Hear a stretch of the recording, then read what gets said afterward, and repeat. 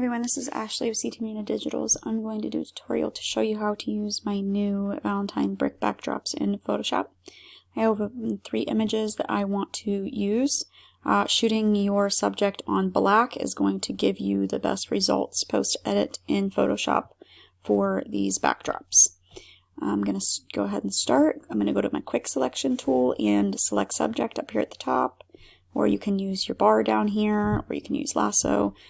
Whatever you prefer to use that. And then just use your plus and minus to select or deselect parts of your image that you want it to include or don't want it to include. I'm going to go ahead and duplicate that layer, create a layer mask, and then I'm going to click my background layer here. I'm going to go up to File and Place Embedded, and then go ahead and navigate to the folder on your hard drive or your PC, wherever your files are saved. I have images on here that already had some depth added to them, or already have some blur added to them. Some are completely in focus. I wanted to have a bunch of different styles here, but I'm going to go ahead and use a coffee shop one for this image. Go ahead and resize. Okay, and then I want to add some blur because I obviously don't want the Valentine sign to be in focus because my subjects appear closer to the camera in this image, so the background would be a little bit blurred here.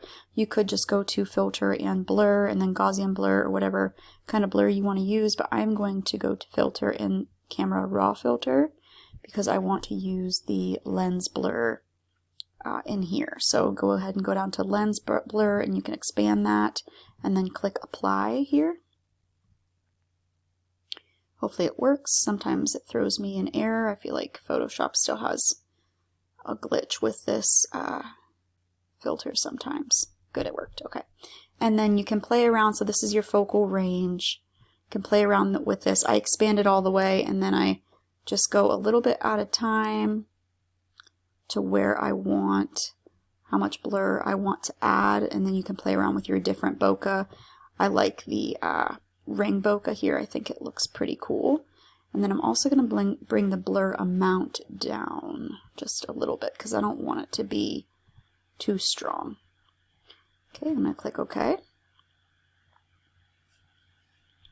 All right, and then I'm going to zoom in real quick, and I'm just going to double check my subjects here and make sure there's like a little part I need to brush off right here. So you just click on your layer mask and use a very small brush at 100% opacity, black brush, and just brush that off. Press X on my keyboard to switch between my black and white brush to brush, use white to brush back on when I need to. And before and after, and I would be done with this one. I think that's really pretty for this image. You could add any extra filters or any adjustment layers that you wanted to add after you add your backdrop if you need to blend your photo a little bit more, but I think this looks good. I'm going to do this one next. So I want to expand this backdrop a little bit just because it's pretty cropped in close to her. So I'm just going to unlock my layer here, and then I have it on 3:2 ratio, just so I can keep the ratio of my image. And then I'm going to expand this. And then you can use whatever you want to fill it in. You can use content aware. I'm just going to use my healing brush or healing tool because it doesn't give me the lines that content aware sometimes does.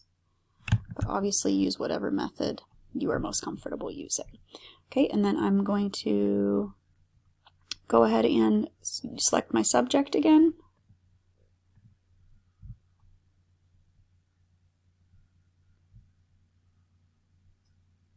And duplicate that layer and create a layer mask.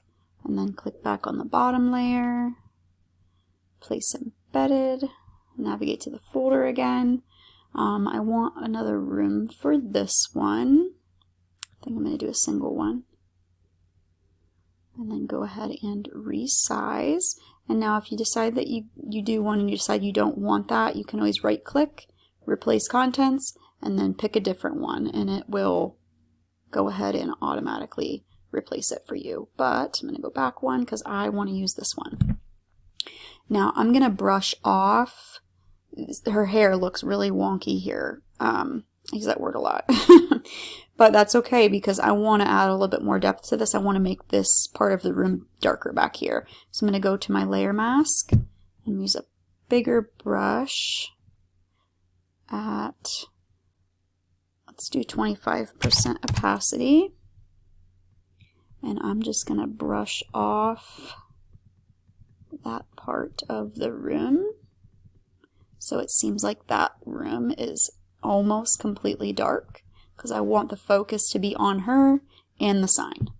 And then for this one, I'm just going to add a little bit of Gaussian blur. So I'm going to come down to the backdrop, filter, blur, Gaussian blur, and then add the blur that way. I'm going to zoom in real quick because I can see that the shoulder here needs painted back in a little bit. So I'm going to come back up to my layer mask, use a small brush at 100% opacity,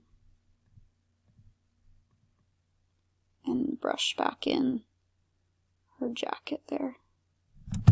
And then you can check the edges all around to make sure it's good, but that looks good. So I would be done with that one. I think that looks real and it gives it a really cool different look than just a plain black backdrop. Okay, this one. So this one I'm going to do, I'm not sure what I'm going to do yet. I'm going to go ahead and select him.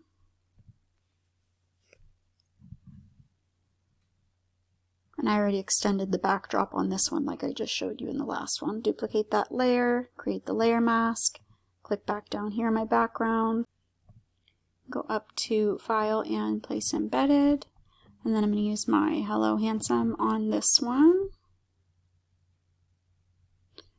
Okay, and go ahead and resize. I'm actually going to do a little bit something different with this one. So I wouldn't do this with an actual client. This is not an actual client of mine, so I am going to actually go ahead and flip his image because I want the light coming from the same way on him as the digital here. And then I'm going to add some light. Okay, so I'm going to create another layer now that I did that. I'm going to create another layer above my digital backdrop here. And I'm going to grab a brush, bigger brush, 100% opacity. I'm going to select, hold down Alt on my keyboard here, and I'm going to select a dark part of that backdrop.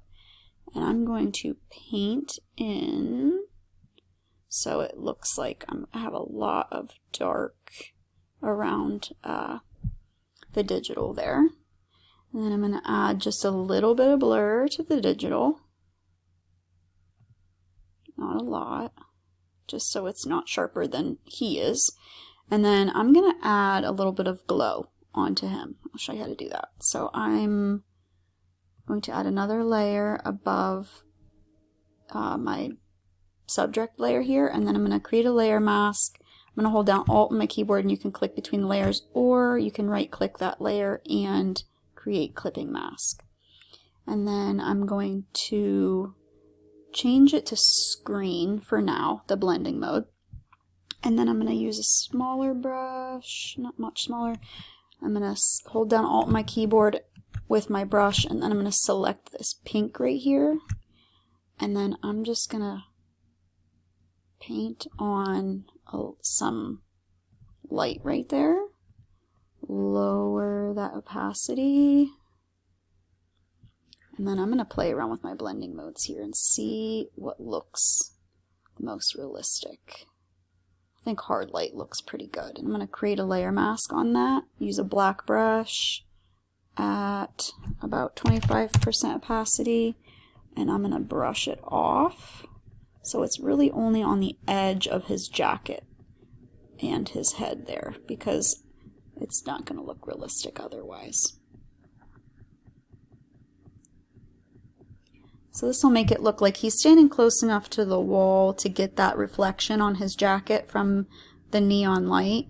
but not close enough to have to add a bunch of shadow in there. I think I'm going to come back to this layer because I want to darken those shadows just a little bit. I'm just going to make that a little bit bigger. Click that, and then I'm going to make it just a little bit darker over here. There we go. Now that, I think that looks pretty cool. Oh. You can see him when you get rid of that layer, but I think that's a really cool way to use it too, to kind of have them seem like they're standing close to the digital backdrop and then add that light reflection in there. So that's 3 different ways to use them. You can make it look like they're standing in a full room or just like they're standing up against the wall. If you wanted to add a little bit of shadow behind him, you could, or if you are doing someone right in front of the wall or you want to make it seem like that, make sure you're adding shadow. So you would want to add another layer above your subject and make sure you create that clipping mask, and then on multiply blending mode, I would hold down Alt on my keyboard with my brush and select a dark part of the backdrop and use about 25%. Oops, not on him, I'm sorry. Above your backdrop. Create that clipping mask so it only applies to your backdrop, not your subject. And then just paint in a little bit of shadow there. And that was subtle, but it makes a difference. Okay, and that's it. If you have any questions, you can send me a message. If you are a studio photographer, I would love for you to join my group on Facebook. I will link that in the description. If you want more free tutorials like this one, be sure to subscribe to the YouTube channel to get notified when I add new videos.